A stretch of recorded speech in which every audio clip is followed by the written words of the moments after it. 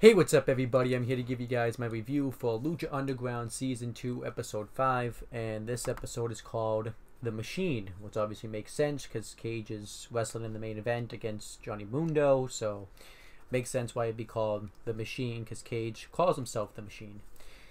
But yeah, this episode was taped on November 21st, 2015, and it aired on February 24th, 2016.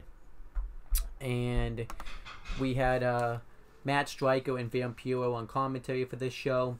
And first thing we see on the show is we see Pentagon Jr. talking to his master, who we know is Vampiro.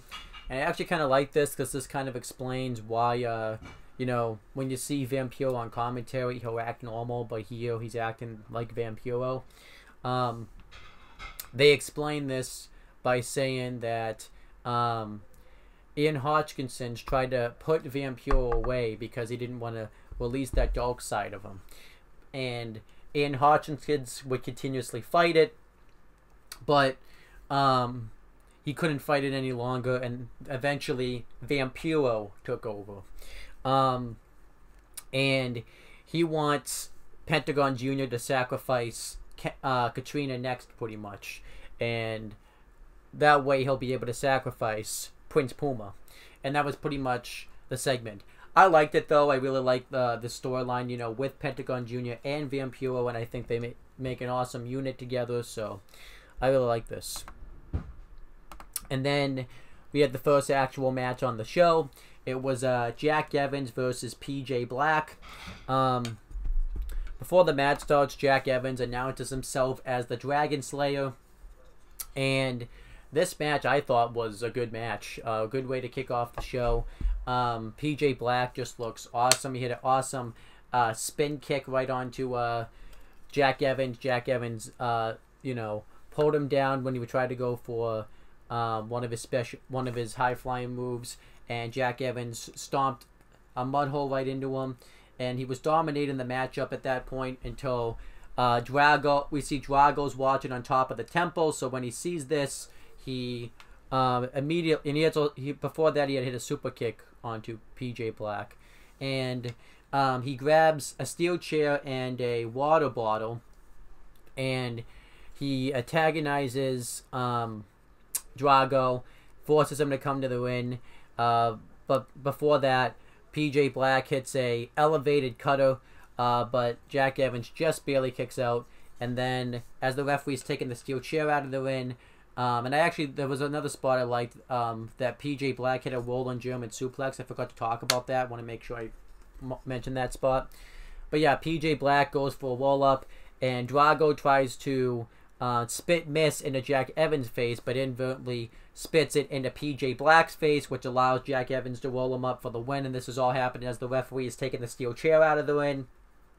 And the match is over, and Drago inadvertently cost PJ Black the match. And I like this because this shows that Jack Evans was outsmarted Drago, because he knew that Drago would want to come down and cost him the match, so he outsmarted Drago by having him help him win the match. So I actually really liked how this worked.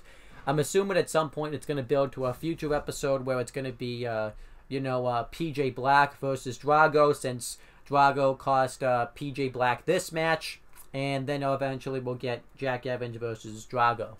And afterwards, PJ Black is all pissed, kind of, because Drago just inadvertently cost him this match, so I like the way they did all this. And then we have a vignette for Famous B, who I guess is supposed to be like a sports agent, because he says that he'll make people famous and take people from jobbers to robbers, and he gives them like his business phone number. And I'm actually interested to see where this goes. I'm assuming this is going to lead to him being a sports agent, and he'll manage somebody. I don't exactly know who he could manage. I guess he could manage maybe, Tejano, or maybe he could manage Cage. But Cage is a babyface. I think he's going to be a heel, so we have to wait and see. But I was very interested in this. And then we had the next match. It was King Cuerno versus Killshot. Now, it says on Wikipedia that this was for the Gift of the Gods Championship, but they didn't announce it on this episode. So what I'm just going to guess happened, because they were just in the ring, they didn't show their entrances or anything, is if you went to the show live, they probably told you that it was for the Gift of the Gods Championship. And if you watch the show, you know, on Netflix, Amazon Prime, or, you know, just on television later on, it wouldn't be for the championship. So, but this match was really good. Immediately, Killshot just starts the match really on fire, just taking out King Cuerno with high impact drop kicks and high impact enziguris. He hits a really cool flip dive on the outside, and he attacks you know, King Cuerno with chops on the outside.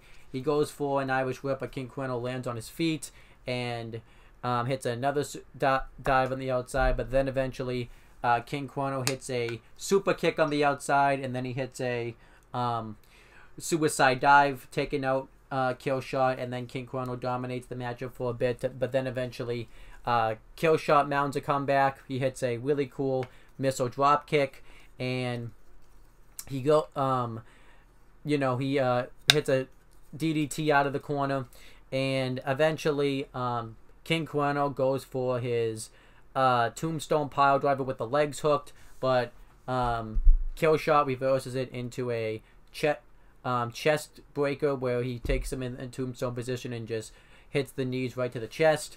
But King Cuerno kicks out, and then King Cuerno hits the super kick into the Thrill of the Hunt for... No, that's not what happens. Killshot goes for a 450 or a shooting star press, I forget which one. And King Cuerno moves out of the way, and then he hits the Thrill of the Hunt for the win. And afterwards, King Cuerno continuously stomps a mud hole right into Killshot. He goes for the tombstone, and Killshot's trying to wiggle out of it, but then Phoenix runs out, and King Cuerno escapes, and he makes the save. And yeah, obviously this sets up for something later on in the show, which I'll talk about. But I like this. I thought this match was really good. I really like Killshot, and I really like King Cuerno. I like how methodical he is when he wrestles, and, you know, Killshot's just awesome. And yeah, I like this because this makes King Cuerno look strong coming out of this feud. So another spot I liked in the match I forgot to talk about was King Cuerno went to do like a snake eyes while he was on the apron on the other side of the turnbuckle, but Killshot counted into a super kick on the apron, which was awesome. No, it was supposed to be a reverse blockbuster on the apron, but he didn't quite get all of the move in, but I still thought it was good. Then we had the next match. It was a gauntlet match, 3-on-2 gauntlet match. It was Tejano versus Chavo Guerrero Jr. and the Crew, and this match was decent. Really wasn't anything special. It's, you know, a storyline I'm not as invested in. I don't like hate the storyline or anything, but it's just kind of there for me, if that makes sense. But, you know, pretty much how this works is Tejano has to beat all of them. He's got to beat, you know, Mr. Cisco, and then he's got to beat Cortez Castro, then eventually Chavo Guerrero Jr. And if he just loses, the whole team wins. So first is Mr. Cisco, and Tejano just beats him immediately with a super kick. And then it's Cortez Castro, and they have a little bit of a match. I thought, you know, they had a fine match, and eventually, you know, Tejano hit a really cool leg lariat from the second turnbuckle, and, you know, they had like a nice little match. And Tejano beats him with a pump-up powerbomb, and then Chavo Guerrero Jr. and him have a match, and Tejano, you know, Chavo Guerrero Jr. dominates it first and works over the neck because that's what Cortez Castro was working on. And eventually Tejano starts him out a comeback. He goes for a suplex from the apron, but then the Crew recovers, and Mr. Cisco distracts the referee, and Cortez Castro grabs the legs of Tejano, and he uses the bull rope to tie his legs down so he can't kick out, and Chavo Guerrero Jr. wins, so that means the whole team wins, and afterwards Tejano chases them out of the ring.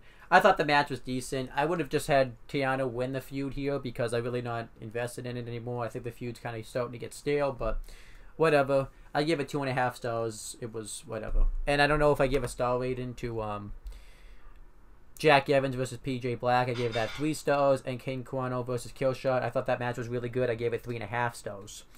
And then it shows 375 miles away from Boyle Heights, which is where the temple is held.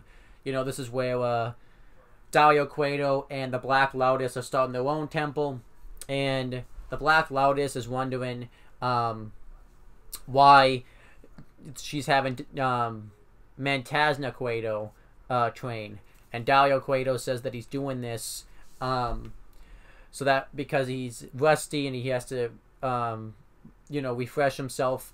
And we actually got to find out a little bit about Dario Cueto. We find out that his mother was very abusive to the Cueto brothers, and she used to beat them. And finally, Dario Cueto stood up to himself and unfortunately, he couldn't back his words up. So his mother was about to kill him with a iron board, not an iron board, but just an iron.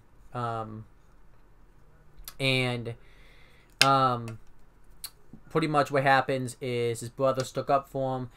He took a red bull that we obviously like statue that we always see Dario Cueto have on his desk in his office. He was holding it here, and he beat her with it. And the Black Lotus says that's awful, but Dario Cueto finds it as a good memory because it made him realize that he liked violence. And I really like this because this kind of gives, us as fans and stuff, more knowledge about Dario Cueto's character, and kind of makes him, feel more like a villain. Pretty much, I think what they're trying to go for here is Dario Cueto never wanted to feel weak again after his mother had hit him, and get it into violence, which in this case is professional wrestling, gave him a chance to it gave Dario Cueto a chance to kind of feel strong again. And I don't think he ever wants to feel weak again, but he also didn't want to release his brother out there because he knows that his brother would murder it. So I like this. Very good characterization for Dario Cueto. Then it cuts back to the temple with Katrina backstage. Katrina's just walking around the temple, and I guess they have just a blank ring. I think they do this so that way people can go train. And we see Pentagon Jr. standing in the ring, and he says that he wants to teach Prince Puma a lesson. And Katrina says, well, why don't you just do it? And he says that he wants to do it in the ring. So he wants a match on the next episode. But Katrina is like, well, why should I give you what you wanted? Because you broke Mil Muertez's arm. So they get into a fight, and Pentagon Jr. is about to break her arm, and says that that pretty much says that that's why you should give me the match. And then the lights flicker, and she's standing over by one of the ring corners, and Katrina grants him the match and says that he's going to regret putting his hands on her. So based off this, I'm assuming what's going to happen now is it's going to, instead of being a one-on-one match, it's going to be a three-way at some point between Mil Muertez, Prince Puma, and Pentagon Jr. for the Lucha Underground Championship, considering the fact that they're kind of pushing Pentagon Jr. really strong. Or what could happen is they have the match on the next episode, Pentagon Jr. wins, and then in a future episode they do a 2 out of 3 falls #1 contenders match where Prince Puma wins. So there's a lot of potential. Or they could have next week on the next episode, Mil Muertez, come off his temple and attack both of them, causing a DQ, and Katrina will make it a 3-way match. Which I would be fine with either result. But I like this backstage segment here, especially too. It was just really a cool backstage segment. Then we had the main event of the show. It was Johnny Mundo versus Cage, and Johnny Mundo tries his parkour quick style offense against Cage, but it doesn't really work in the beginning. He hits an insecurity, but it has no effect on Cage because he's a machine. And Cage hits a wicked clothesline on him, and Cage dominates with his power the beginning portions of this match. And Johnny Mundo is propped up against the ring post, and he slithers down it, which was pretty cool, or scales down it, and he hits a Insaguri on Cage, and then he hits a diving corkscrew crossbody right on the outside. He throws Cage into the barricade, and he dominates Cage for a while, but then eventually Cage hits a wicked suplex, and then the match kind of spills into a back and forth contest. Cage hits his discus lariat, Johnny Mundo hits a springboard spin kick into a running knee, but Cage kicks out. He goes for the end of the world, but Cage hits a wicked powerbomb onto him, and they just have a really good back and forth match, and eventually Cage hits Weapon X onto Johnny Mundo, and who do we see come out? None other than Taya, who this is the first I've seen of her, but I heard she's worked shows like AAA prior to this and stuff, and she had like one WWE match, and she comes out with a lead pipe, and well, I guess just a pipe actually, but it's not a lead pipe. She distracts the referee as Cage is getting the win, and this distracts Cage, so Johnny Mundo hits him with the pipe, covers him, and gets the win, and Johnny Mundo beats Cage, which I kind of figured would happen since Cage had, consistently laid out Johnny Mundo the past few altercations, but I actually like the way they did this, where they had Johnny Mundo and Taya kind of form a reunion, and I don't think this feud's over yet, because then what happens is they continue to attack Cage. Taya hits a double knees into the corner, and Johnny Mundo hits End of the World on him, and then that's pretty much was the end of the episode. But I actually really liked this match. I really liked the finish, and I really liked, the debut of Taya here, so I gave the match 3.5 stars. And I'm really looking forward to seeing how that feud kind of continues. And then, that wasn't actually the end of the episode. What happens is King Cuerno barges into Katrina's office and wants to cash in his Gift of the Gods Championship to face Mil Muertes for the title. Because pretty much he's sick of Phoenix, and Katrina says no, because you already have a match on the next episode. She says that he's gonna face Phoenix for the Gift of the Gods Championship, and this time it's gonna be a ladder match, and that was pretty much the end of the episode.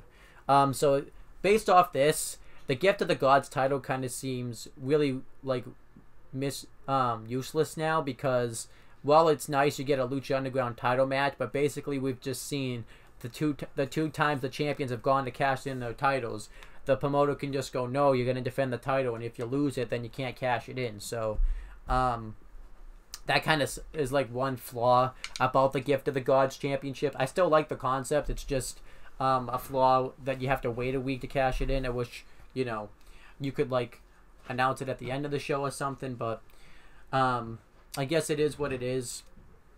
But that's pretty much the end of this episode. I like this episode, though. I thought it was good. I'll give it a B-. It was more of a setup episode than anything else. It was to set up the next episode, but I still thought it was good. I liked, the main event. I liked Killshot versus King Cuerno. I liked the Dario Cueto segment they had on this show. And I liked the Jack Evans PJ Black match and the stuff they did with Pentagon Jr. and Katrina to set up him versus Prince Puma next week. And I also liked, I thought the handicap match was fine. I think it would be a really good show, but I think that handicap match kind of keeps it from being a really good show, so I would just give it a B-. But that's pretty much the end of this video. So thank you guys for watching. So like I said, I'll give this episode a B-. Good episode. I think we're going to have an awesome episode next on the next one, because we're going to have Prince Puma versus Pentagon Jr. and the ladder match for the Gift of the Gods Championship between Phoenix and King Cuerno. So I'm really looking forward to those two matches. But that's pretty much the end of my review. Thank you guys for watching. Please make sure you guys like, comment, and share this video so people will see it. Make sure you guys subscribe to this channel for more content and click on the bell, so that way every time I upload a video, you guys will get the notifications for it. And yeah, make sure you guys do the same thing for my CM Brothers and on the Talking Data YouTube channels. And that's pretty much it, guys. Talk to you later.